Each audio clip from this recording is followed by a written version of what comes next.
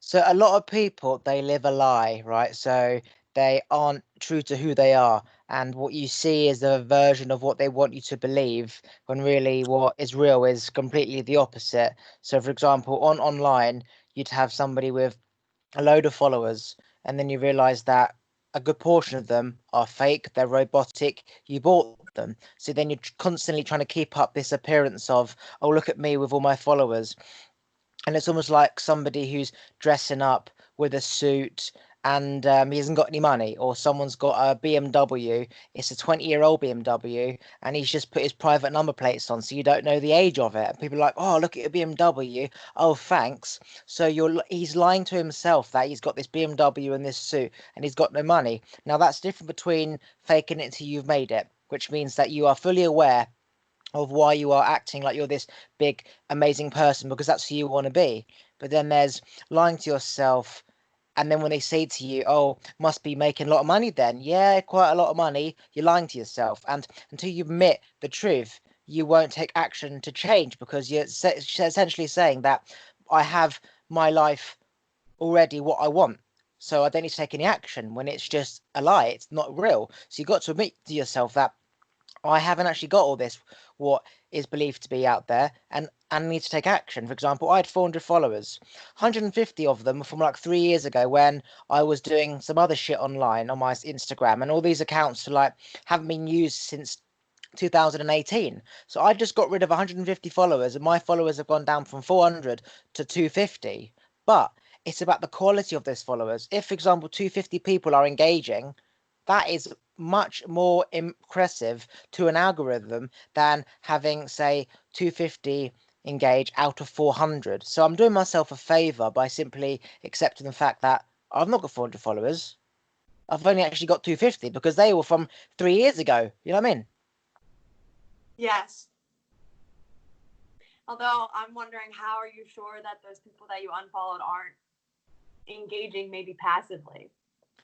Because they do. There's well, I don't, of course, but I know, for example, years and years ago, I was doing other stuff, and they liked my page based on what I was doing then. Has no relevance now whatsoever at all. And there's no engagement, so good riddance. Basically, if it doesn't serve you purpose in your life, it has to go. And you shouldn't feel guilty about it, and that includes friends who aren't actually friends. Yeah, yeah, absolutely. I think I did something similar too when I was trying to figure out my niche audience and like who I really wanted to speak to, and I unfollowed all the men on my account mostly, just because when I was addressing my audience, I was always saying women and sisters and stuff like that.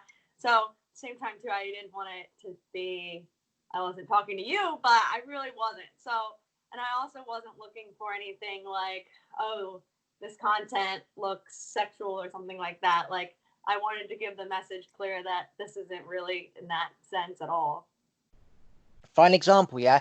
People will see like a good-looking girl, they'll think, "Oh, I bet she's hot." Photos on the beach, yoga, whatever outfit, and they're following you for the wrong reason. It's like being a fisherman, and you've got somebody who's a piano player following you. That's the two fucking different things. Like, you can't sell your fisherman rod to a piano player who doesn't fish, right? But he liked you based on the fact that you were a good-looking girl. So in life, it's all about creating a foundation of anything, like whether it's a tree in the ground or a business or whatever. You need a foundation, and the foundation has to build from the layer below. You need people following you who are into what you're trying to promote, and then the people above who they promote to will end up going on top. There's no point having, like I said, the fisherman and the piano player as your foundation. These people that followed me 3 years ago, yeah, my Instagram was 250, and that was it just for 3 years, because I hadn't done anything with it. But these accounts weren't active anymore. So 250 is great, but they're not even on there. It was just a load of nonsense. So you have to like remove. It's like de-weeding the flower bed to make room for the flowers.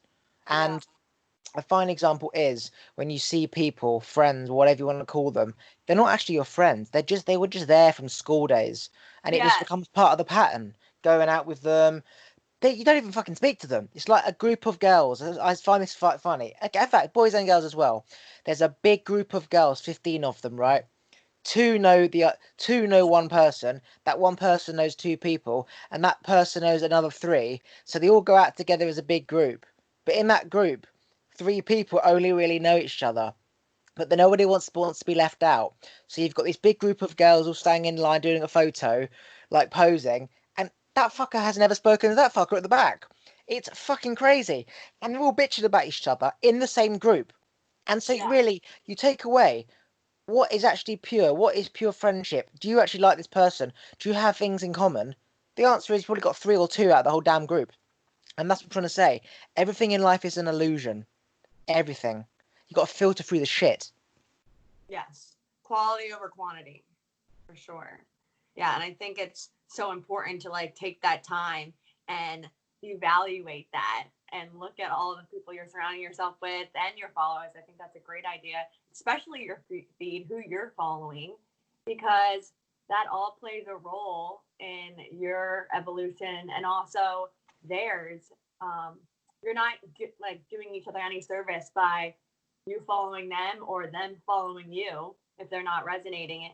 So I think that's more an idea.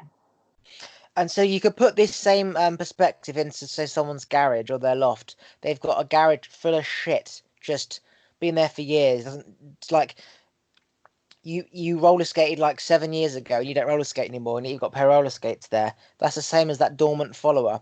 Like everyone's life is cluttered with stuff that we don't need anymore, and so as I said in one of my stories a moment ago, 50% of your time is focused on stuff not relevant, and the other 50% is focused on stuff that is relevant. How great would it be if you could focus 100% on the stuff that's relevant only? And all you've got to do is simply just face the reality of the stuff that you're running from. Like I thought, okay, well if I delete one follower every single day, then every time I gain one, it would still be at 400. And I was like, no, you prick, you're lying to yourself. Delete 150. They'll soon go back up. Again, I'm a human, so I have to battle with my own ego. And then I was like, no, bollocks, I can't preach what I want people to do and not do it myself. And so I just did it. Yeah. Now I've gone down to 250 from 400. And when it goes back up to 400, no one's going to be unfollowing because I did it all Right. for them. I did it all for them. I took control immediately because if you're going to do it at some point anyway, just get it over and done with. It's like if you're going to empty a garage, empty the whole damn thing. Don't pick and choose, oh, I'll keep that for next week because you won't. And yeah, people's lives is just so full of clutter.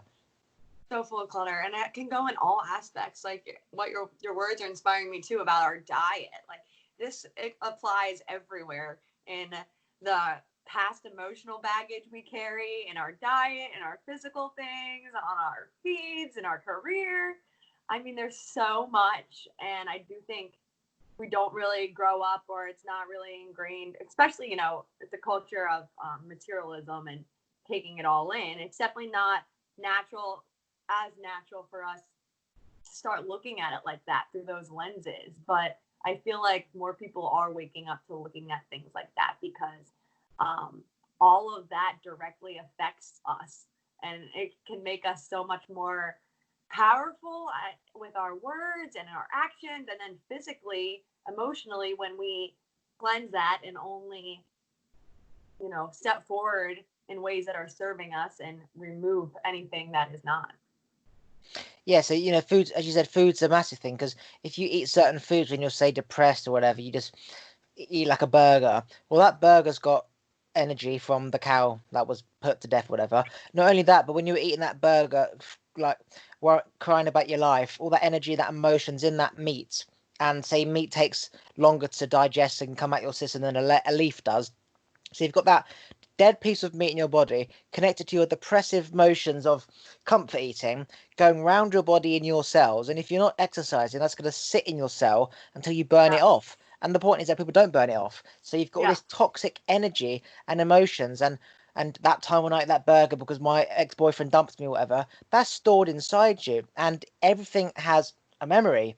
Hence why I'm a big believer in simply just not keeping anything. I don't believe in photos because there's always going to be a time to take a photo. Every fucking 5 minutes, there's going to be a time to take a photo, right?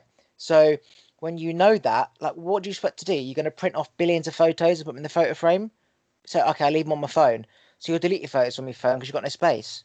Okay, so now what? Just be present. Don't need a damn photo. Yeah.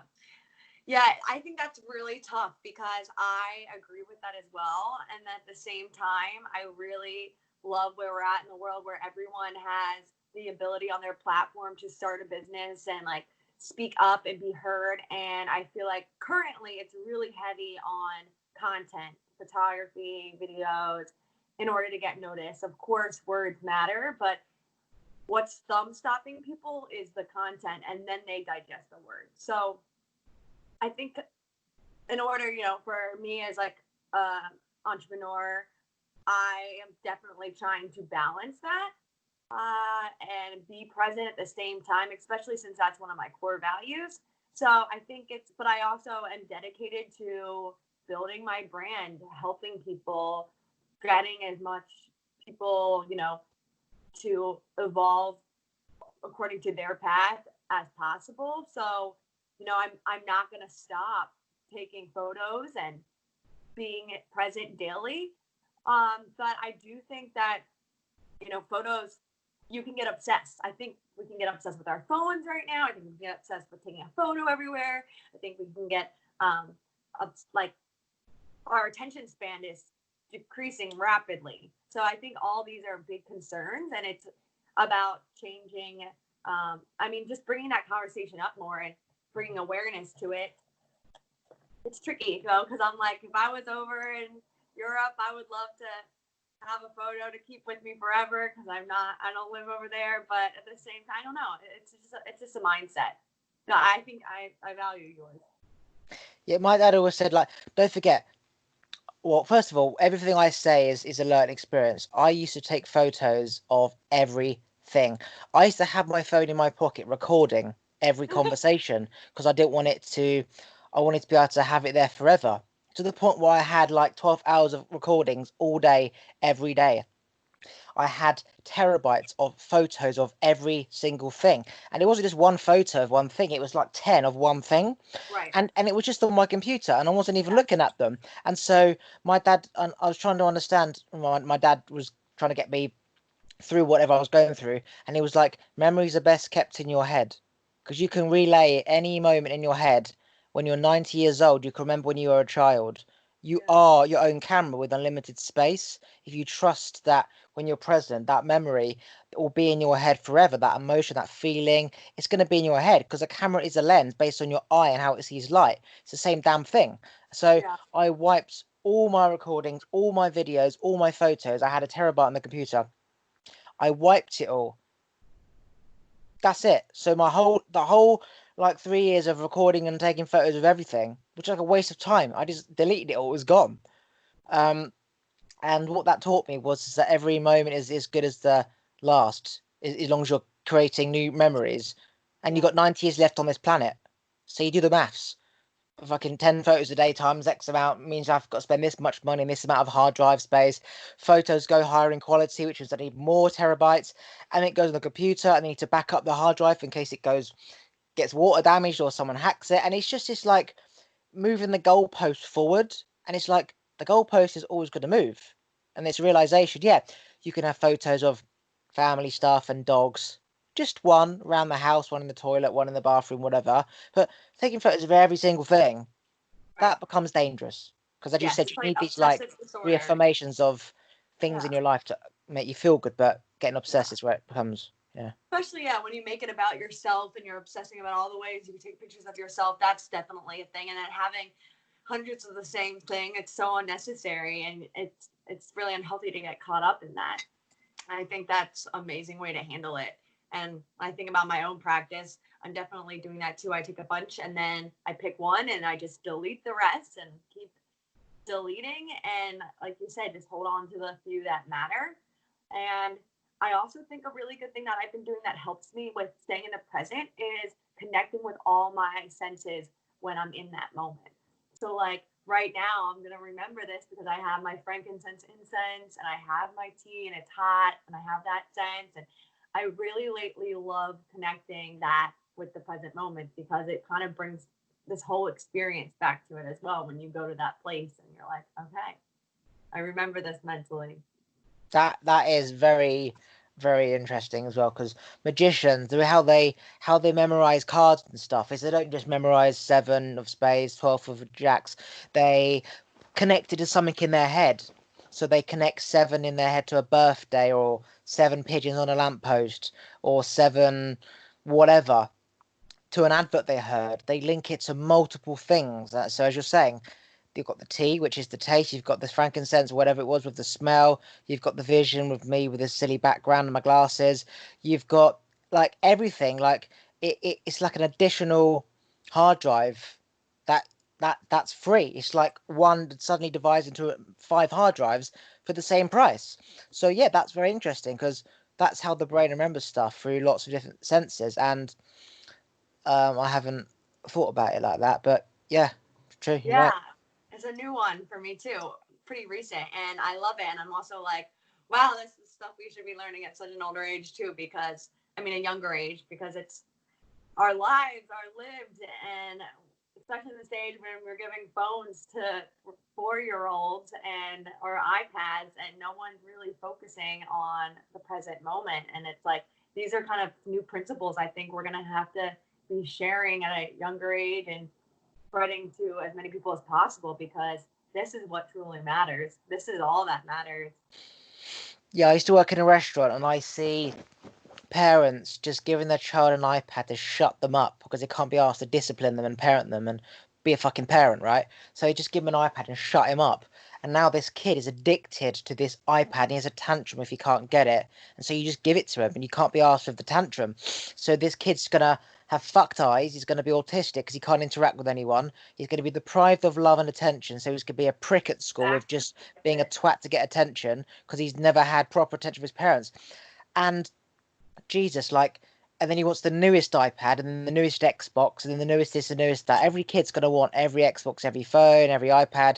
And because the kids are silent in the room, you're probably just going to get it because you can't be asked to deal with all the bullshit. And we haven't even, well, not me, but the generation has no idea what's ahead. It's like phones and cancers. No one's had it long enough to see, like, smoking. You realised it makes lung cancer like 40 years down the line.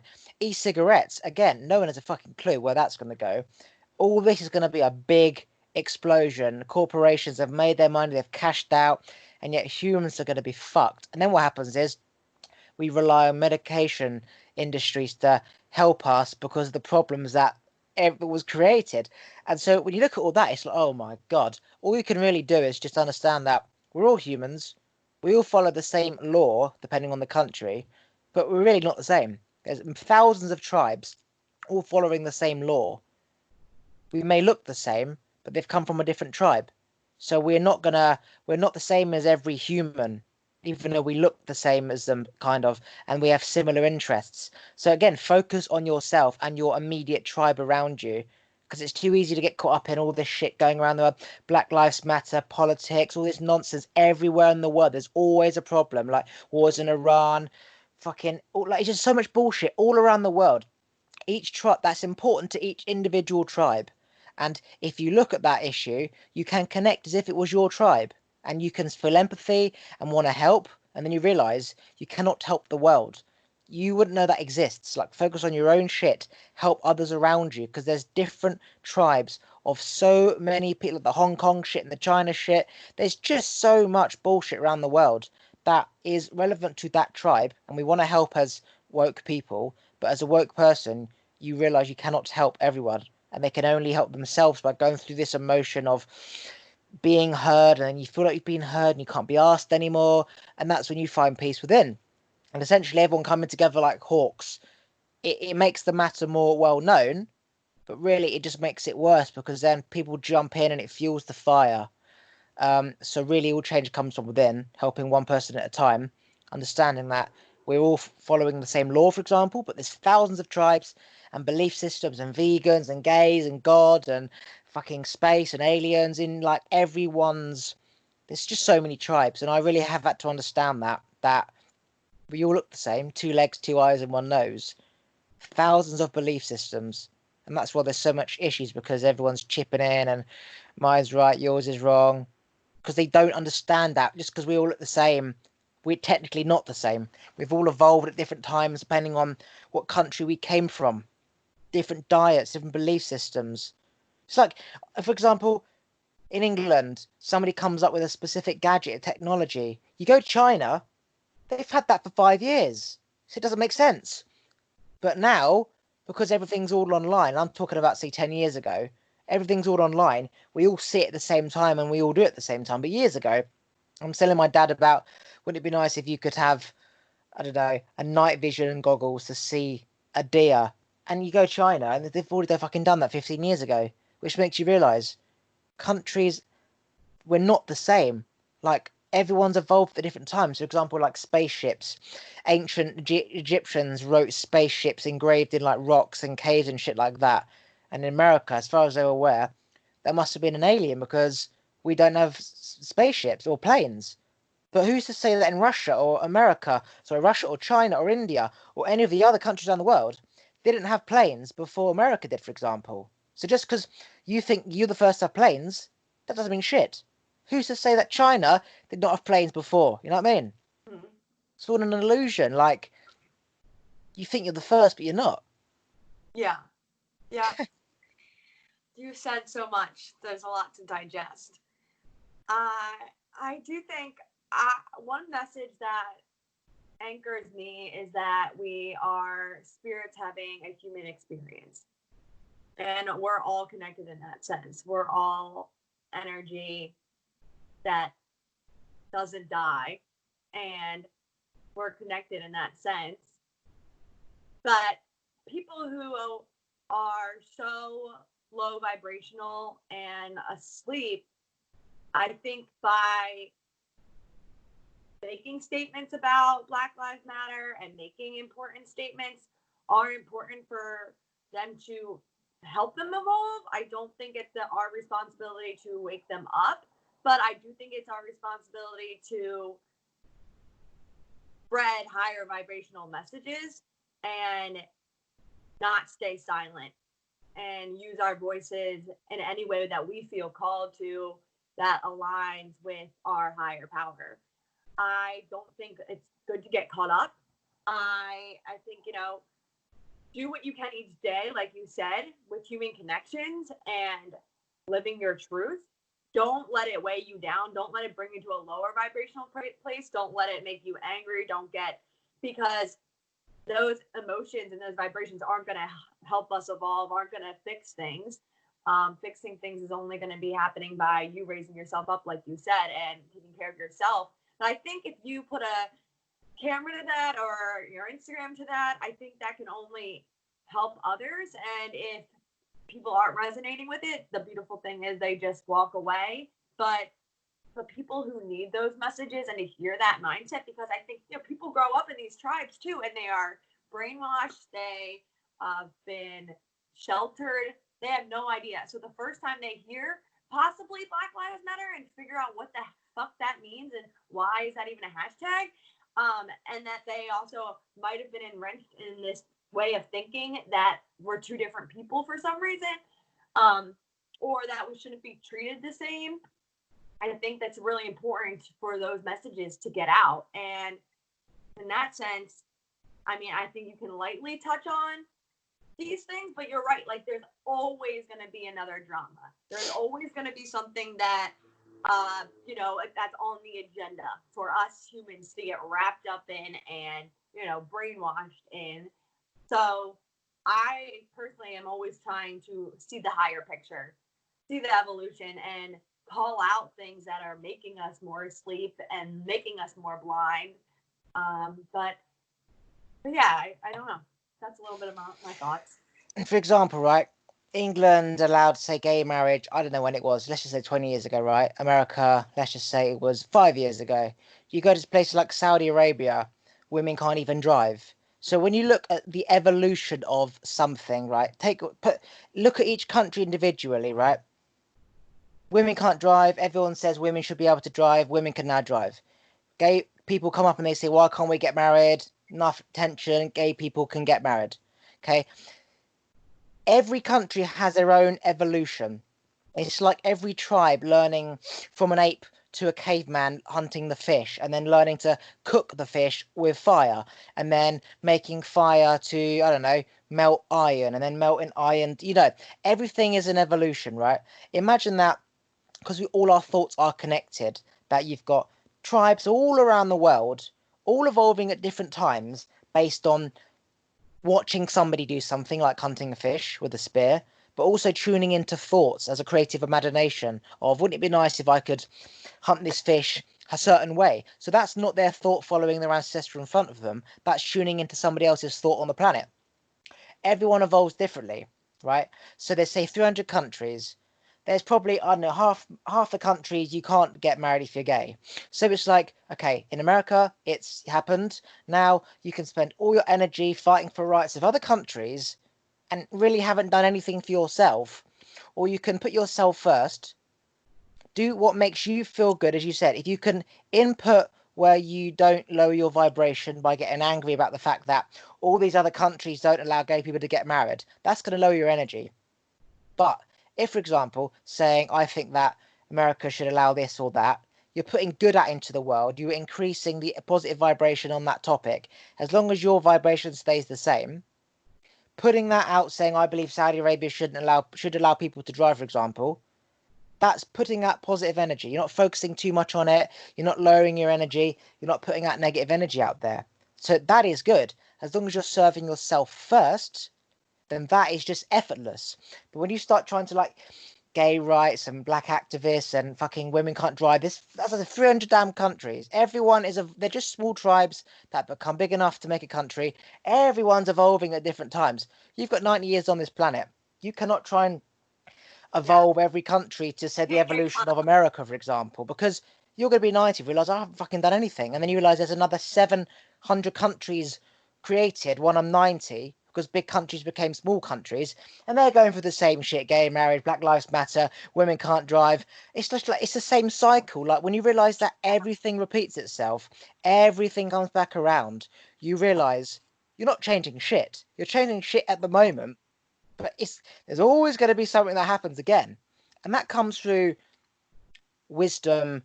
Of understanding. It's like cryptocurrency. It's always going to go down. Buy it when it's down. Don't see the hype and the high and then go towards and buy it. It will come back down. I have realized that, as you like, plants live in the summer and then they die. So don't focus on, like, the dead plants. Like, just focus on the positive plants. So yeah, really what we're saying is just put yourself first. Feel incredible, because that's all you can change, is how you feel. Yeah. And Yeah. then help others if you have enough time, if you've got enough energy to, as long as it's not affecting yourself. Yeah, absolutely. And keeping the law of attraction in mind too. I feel like your messaging was hitting on that too. It's like saying positive messages and spreading positive ideas, because that's what you're going to attract. One of the things that I saw these past 2 days about George Floyd and his words saying, I can't breathe, and the riots, like, chanting that. And one of the amazing women I follow, her handle is Earth Love Eris. She is trying to share the idea that we need to say, we can breathe, and resonating that and sharing that, because it's unfortunate that we know that's what he said and that's what went on, but we need to, if we're going to make change, we need to flip that script and prioritize this higher vibrational message to promote change, and not focusing on the atrocities and the acts that are the negative aspects of them. We need to highlight that we have these freedoms, and we need to, like, resonate, like, almost just stay in that space and vibrate at that space in order to attract more of that. So rather than, like, breathing in the hate and there's so much built. It's understandable why it's here, but we need to transmute it. Yeah, I was thinking the other day, change comes from, trying to change. I was thinking the other day, it doesn't matter what sparks something off. It doesn't matter, like, how that seed got in your flower bed. If the seed is creating something for good, go with it. It's almost like, it's not about whether the police were doing things legally. Like, you can legally put your head on someone's neck to keep them restricted, because that's the easiest way to do it. It's not about that. if there is issues, for example, with police brutality in black people, for example, then this is going to be a good thing by getting it out there. It's like, yes, this is a separate issue about whether it's right or wrong. If this is creating good, it doesn't matter where it came from. You have created a fire which now has to be put out, otherwise it will burn. It's not about who started the fire. That's another issue. Like, deal with that later.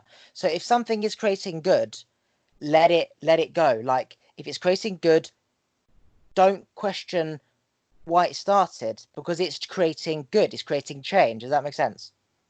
Yes, I mean, I think I understand your words. It's just tricky because it's like hard to say all about the atrocities and talk about all that and so lightly, but it is helping us evolve, which leads to good, leads to light. Like all these deaths, all these genocides, these rapes, this racism, like it's all horrific things, but this is what has to take place to help us evolve.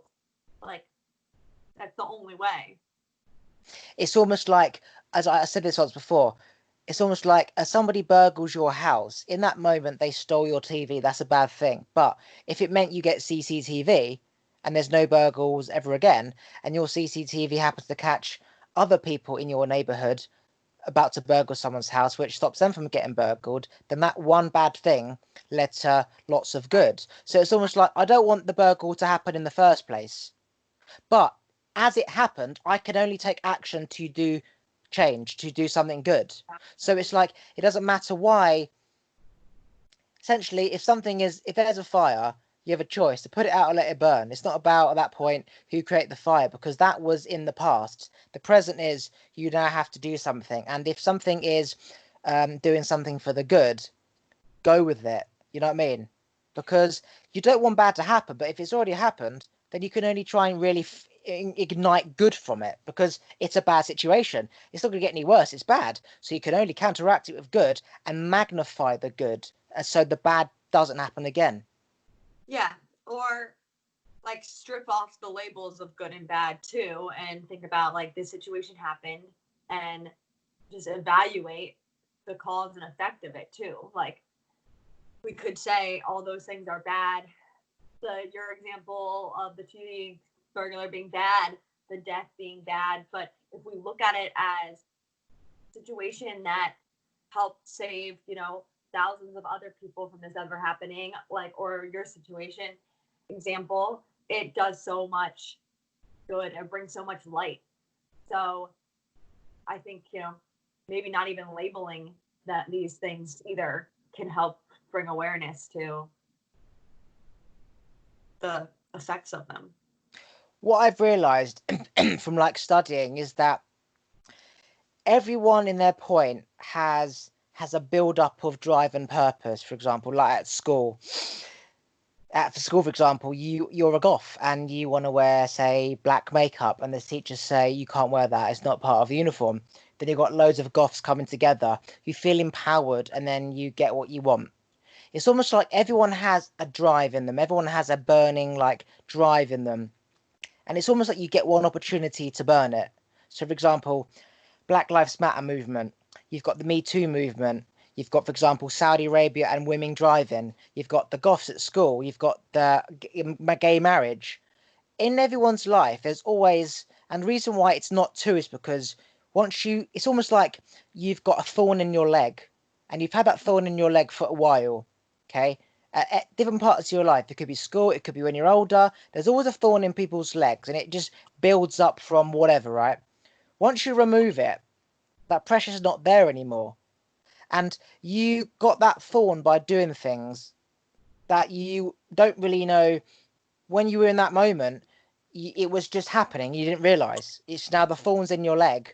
You have to deal with it. But you don't realize at that time that the thorn was getting put into your leg. So when you get it out, you feel free. And so you don't, as you're older, you are aware of, say, how that thorn got into your leg, so you don't put yourself in situations where more thorns can get into your leg. So now there's no pressure within you you've released all that pressure. So in life, everyone goes through like a movement where they feel empowered and they're heard. right? For example, say a Me Too movement, right? Someone's being heard. If there was, say, dog cruelty, for example, they wouldn't feel as empowered to go out and stand for dog cruelty because they've already released that kind of that I'm not heard. It's almost like when you are heard, you have been heard. It's almost like you can't be heard twice because this build up of frustration and energy, once it is released, it's almost like crying and healing your past and going through trauma. Once you've healed yourself, relieve that trauma, relieve that tension of being heard, you don't feel that need to be heard anymore. It's almost like when I was younger, I wanted to be a millionaire so bloody bad. I was just creating businesses. I was struggling to be heard. I was just trying to make it. And I was just struggling to be heard. And then I learned the law of attraction, power of the mind. I was enlightened and I realized what I really wanted was freedom within and me to be me. And it wasn't about the money because the money was about having control over me so others didn't have control over me. And then I lost my drive because I was heard. I found that inner peace of, say, meditation. So now I couldn't be asked to go and make a business. Somebody who's stood up for the Me Too movement and they've been heard, if there's dog cruelty going on over there or bloody trees being chopped down, you don't have the same drive because you've wringed out all of your water in your cloth. Whereas people who haven't wringed out all that water, for whatever reason, it could be any type of movement, that rage comes up and you feel heard and other support and you've done it. And I've realised that when you get to say 30, 40 years old, people don't really have any drive anymore because that drive is just up until that point of being heard. Essentially, once you've relieved that beast in you, it's very hard to get it back. Hence why if you don't make it when you're younger as a business person, you never really make it. You could say if you don't have kids by the time you're 40, you simply can't be asked. If you look at patterns, people have this one big thing in their life and that is it. It's not good or bad, right or wrong. It's just it's like a basketball player. I was watching this Michael Jordan thing on Netflix. You everything's about that championship until you get it. Like a boxer, he fights to be like the number one boxer, and you've lost your energy. Comebacks do happen, but this big energy comes from the early part of your life, and it's almost like once you've got it, you've released that beast. You can't be bothered anymore. Just an observation. Yeah, it's an interesting observation. I'm taking it in. I think if I don't know. I think we as humans look at those things and say, oh, this is our big thing. That's awesome. I completed that, or like you said, like let out that beast or whatever, fulfilled that hunger. And then you're saying you don't really have as much drive anymore, but maybe we shouldn't be labeling these things like as one's more important than the other just because you did that championship. Maybe the next thing that you have a drive for, like they shouldn't even be compared, because I do think you're always going to have a drive if you connect to yourself and you meditate and you're aligned, because I just feel like we're called to do certain things, and maybe that is just be a monk and go away and just meditate, but that is a hunger still, and that is serving a purpose still. And so I think we still have these hungers and these drives, and they're going to be up and down like waves just because energy is, and we really can't compare them. But I think it's good to stay in tune with them and be aware of them, because you have a drive for a reason, and you should absolutely follow it out. And for the people that lost their drive, I think that's when they get too absorbed in the ego and frustrated by outside perspectives and opinions, and they fell for an idea or vision of themselves which was not what they expected, which was an illusion. And once they came to that realization, a drive was lost, and maybe that affected their future drives. But if you stay in tune to a drive that is pure and higher led, I think that drive will keep feeding you, and you'll continue to have that power inside you. That's my observation. See, what I thought about, right, is that, for example, a lot of guys, they watch porn and they masturbate, and then they have that need of, say, mating is gone. And I thought to myself, years ago, before there was porn and magazines or whatever, what were we doing? And the answer is we would simply go out, migrate, move, keep going out, go to the pubs and bars until we got sex. So that was our drive. And then when you orgasm, you release that I can't be asked anymore feeling. And that's a feeling of like a movement, I've been heard. For example, the sexual energy will always come back. That drive will always come back. Yeah. But if, for example, someone's drive is simply just aligning their thoughts in harmony with what they want at that moment. So you imagine you focus on something specific and it isn't what you want. It's almost like being in a house. You want blue wallpaper and it's every room's red. So until you've painted every wall blue, your drive is to make every wall blue. Go into the supermarket to get blue paint. So now every wall's blue. Now what? Well, there's no drive anymore. So it's almost like I feel like a drive comes from disharmony of thoughts based on being in a situation that you wouldn't have otherwise chosen to be in because your thoughts aren't in harmony with that. It's almost like our parents. We are made up of our parents' thoughts, so we just accept their painted walls. But that wasn't your choice. So we spend our whole life trying to harmonize our thoughts. And then once you've done that, we're in harmony, we're at peace. So as you were saying, can you reignite another drive if you do a Me Too movement, a Black Lives movement, a dog cruelty movement, a Don't Chop the Trees Down movement? Can you create a drive to go and do that? Can you be bothered to go and do that? So why do we have a drive in the first place? Because we weren't in harmony. But it wasn't a choice, because by choice we'd always be in harmony with our surroundings, right? An owl will always choose to be, say, in harmony with a tree. And he'll fly to a tree that he looks similar in if he stands out.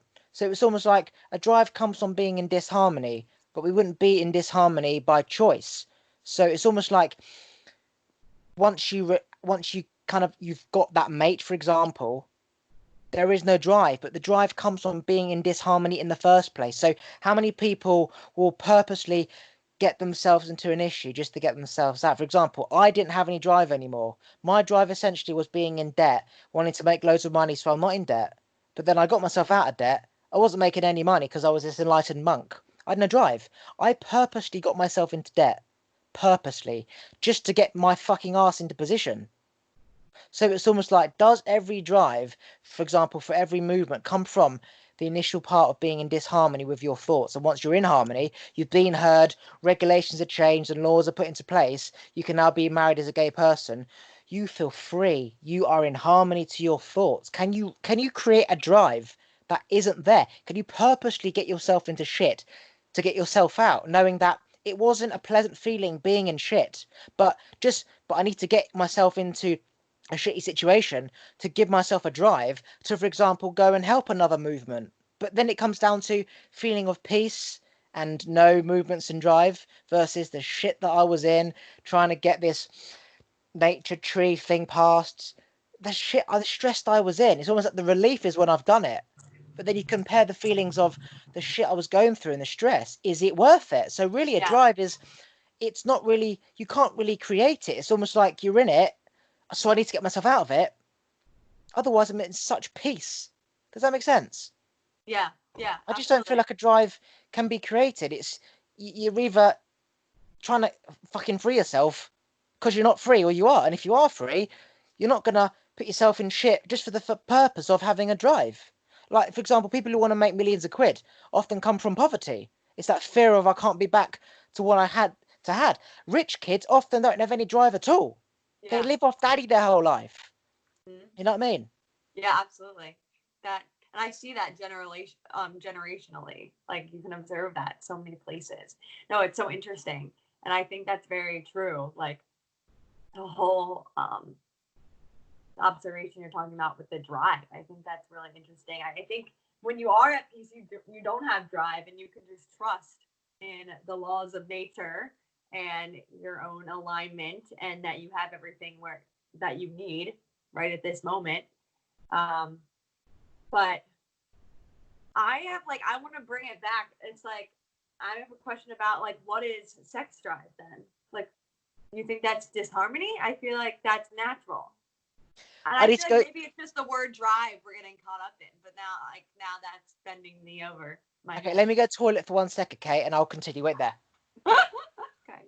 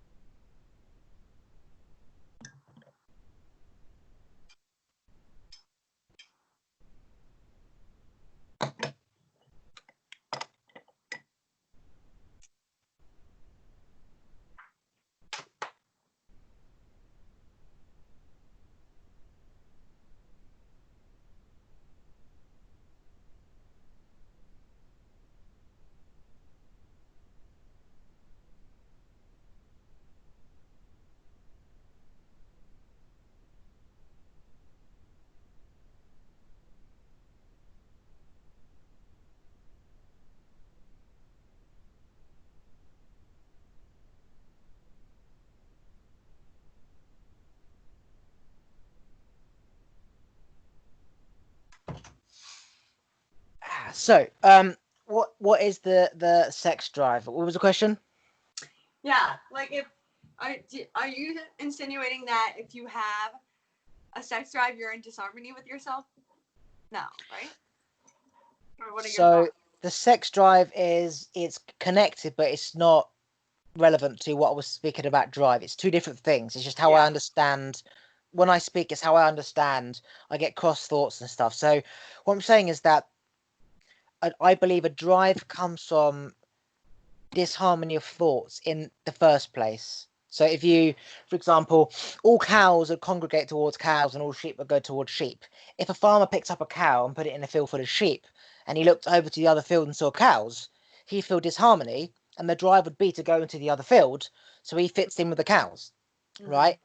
So any movement or whatever, it's just you're aligning your thoughts at that moment, for example, right? For example, if gay marriage was allowed, then that wouldn't be your drive to change it because it Right. doesn't exist. It's relevant. But for example, if you're a black person and you saw police brutality, you wouldn't like that. You're now in disharmony. So the drive is to make it harmony, which is rules to stop it from happening. So that cow's drive is to go to the field.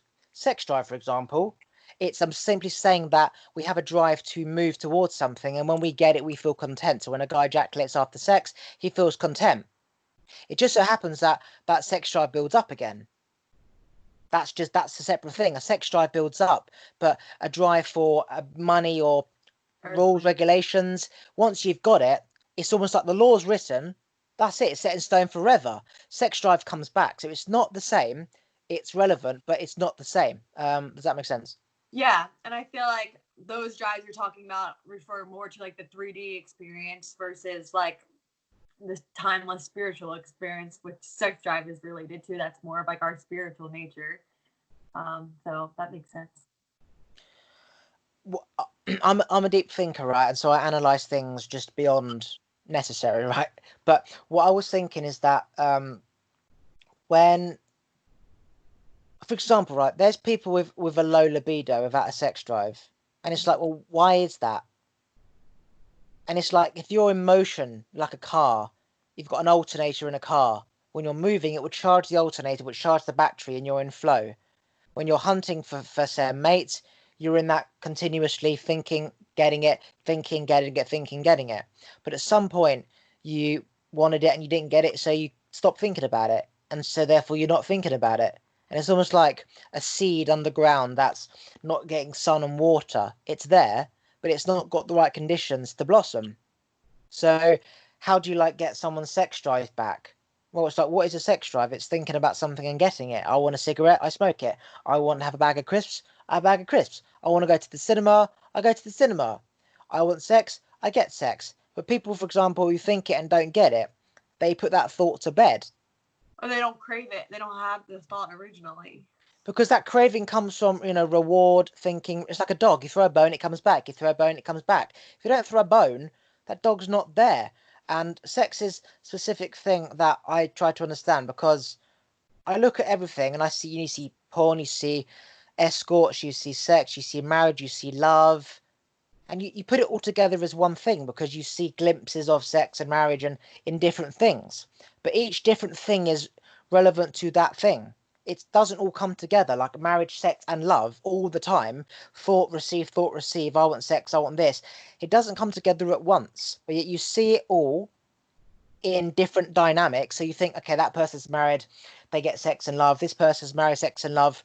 But that's like happens once out of say 3 weeks, but you see it. It's almost like when you see two couples having a great time holding hands. You want that, but it's like how often do they hold hands? How often do they go out? There's Right. arguments, not even having sex. So you try and put it together as one thing, but it doesn't exist. And for example, I've always wanted to say love and sex and this harmonious relationship. Never had a relationship, and I tried to understand why. Because I wanted this perfect dynamic of everything in one go. Because I saw it in different parts of people. And so you seek this one relationship with holding hands and love and sex, but it doesn't exist. And then I realized sex doesn't exist. In the animal kingdom, the lion will go for days and weeks and months before he mates. And then he won't mate for a long time.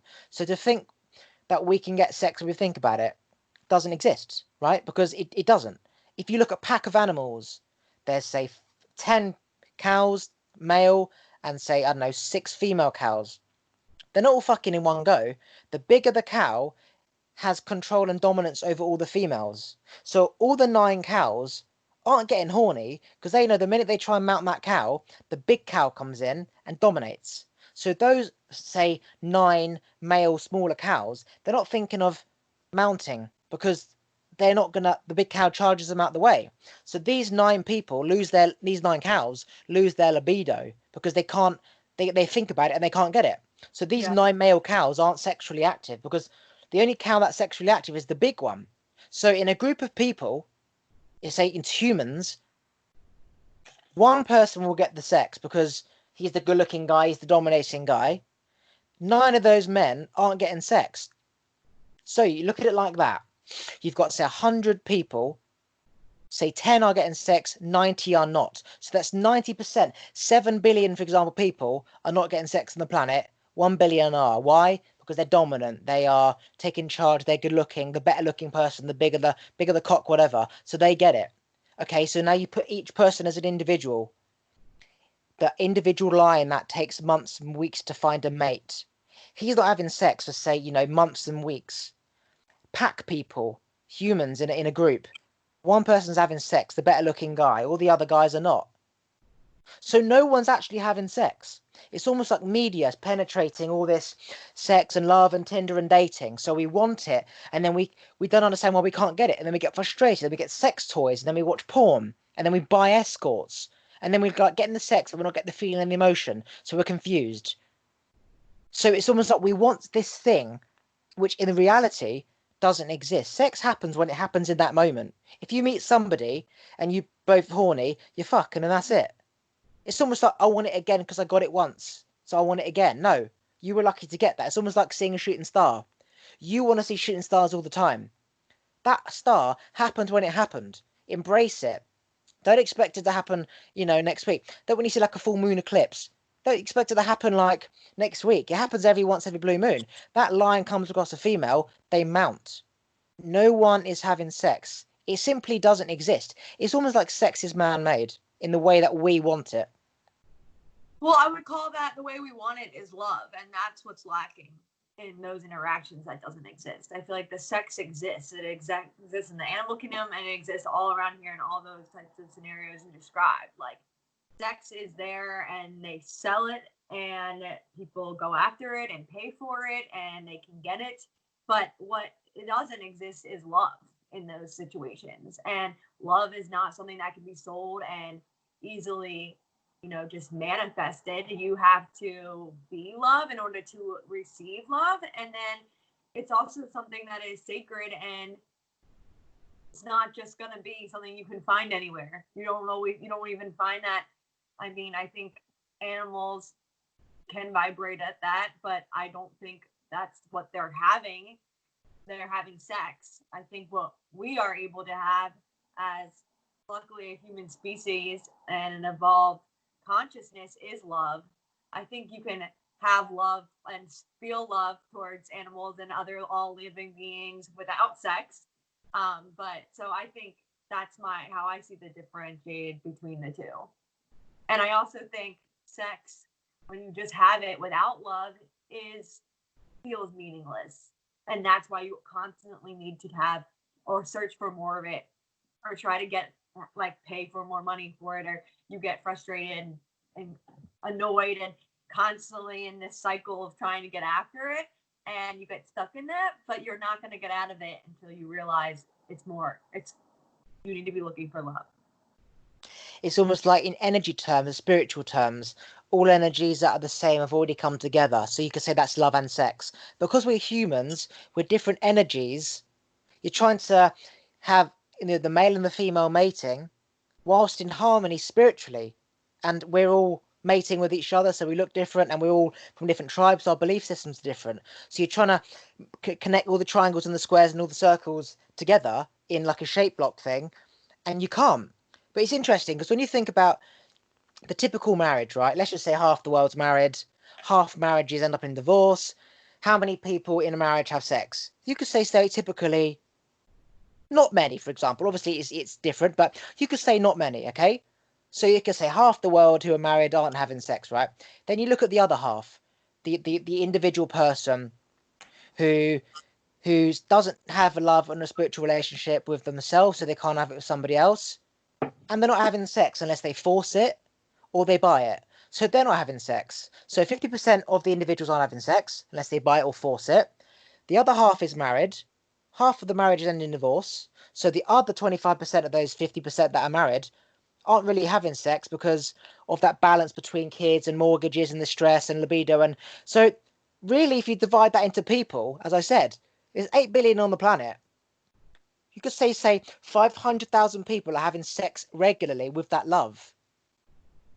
So really, no one's having sex because you need that spiritual connection, which no one's got because we're all spiritually all over the world. Like you're in Canada, I don't connect to people like us round the corner. So it's almost like I have to fly to Canada to find that connection. And the reality is that's going to cost a lot of money. And my family's here, and then you got to come and see them every Christmas, which costs money, which means you need a job to pay for the flight. It's all fucked, right?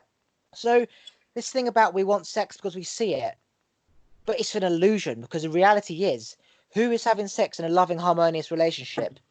I would bank like not even 1% because of the factors you need to have loving spiritual connection with sex. It's like 1%, no joke. It literally is 1%. Obviously, I don't know the math specifically, but it is. And if you break it down to what I've said, the individuals and the marriage and how many marriages are in harmony versus the ones that are, it's like once you put the kids to bed, now you can do it. But it's just like the stress. It is sad. It's really sad, and I have some theories about that too because I grew up in a conservative Catholic family, and so I mean I've always had a problem with this, but I think with this conversation it has a lot to do with why so many people are not having sex or not having love and not, manifesting the true like connection with themselves and with others that they should be is because masturbation is suppressed, self-love is suppressed, even speaking about it and doing it. I honestly think that is I don't know if that's the one thing it stems from, but I really do think that the lack of conversation about masturbation for men and women is a huge problem. And the fact that people are being told not to do it and it's looked at negatively is like a huge problem. And I don't talk about this a lot because it doesn't come up as often, but it's something that I'm actually so passionate about because I know from personal experience, but I can't say how the human species in general, I haven't done my research, but I think at a young age, people are drawn to masturbate. And I think that they should be doing that and have conversations, parents and families should be having conversations that this is normal, this is okay to do this on your own time, privately. But express that love, express that feeling. It's natural and it's innate. And when they learn that that's okay and not something to be shunned, and then also though learning that you treat yourself with respect and love and you take care of yourself, that's how you should always treat others. And just instilling that knowledge and also knowledge of respect and love for others is definitely something that needs to be really stressed upon, and also just not shunning it, because that's why I think not, there's many reasons, but I think low libido has to do with never doing that. I've met so many women who said they've never masturbated and they're in their 20s or their 30s. And I find that so upsetting because they're robbing themselves of that intimate relationship with themselves that that's a huge relationship that should be fostered and built and cared for over many years. And that leads to, I think, self-confidence. It leads to, just a stronger foundation. And when you have a strong foundation, you can have a strong relationship with every single person that you meet. And that's what's lacking. Everyone's personal foundation is fucking lacking. Okay, it's been an hour. I want to save this next conversation for another podcast because this is a very interesting topic which I am passionate about as well. So we'll save my response for next time. Quickly plug any websites, social medias you want to plug right now, whatever your Instagram, whatever. Oh, sure. You guys can follow me, Mo Corriveau. It's spelled Mouquervoo as a joke, Cuervo. But yeah, thanks so much for having me on. This is awesome and insightful and very cool. Okay, I'm going to press stop right there and I'll say goodbye.